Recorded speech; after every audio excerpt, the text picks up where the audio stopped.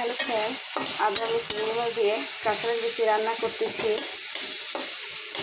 যেহেতু আমি কাঁঠালের বিচি খেতে পারি না, তাই আমি অল্পই নিয়েছি। আমার হাজব্যান্ড একা খাবে। এখন একটা কাঁঠালের বিচি নিয়েছি, আর কাঁঠালের বিচিগুলো এখন আমার কষানো হয়ে গেছে, এই দেখুন। আর যত ভালো করে কষাবেন ততই ভালো লাগবে খেতে। আমি জানি না, আমি যদি তরকারি রান্না করি সবাই বলে খেতে খুব ভালো লাগে, কেন জানি না, তবে কষানোর ভিতরে এই সব আপনি যত ভালো করে কষাবেন ততই ভালো লাগবে। কষানো হয়ে গেছে, এখন আমি সেদ্ধ হওয়ার জন্য পরিমাণ মতো দিয়ে দিচ্ছি পানি।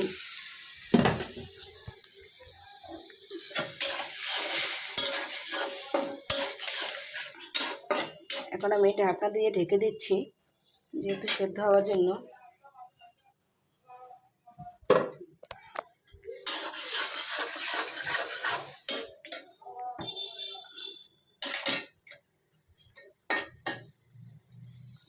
আমি দিচ্ছি ঢাকনা দিয়ে ঢেকে।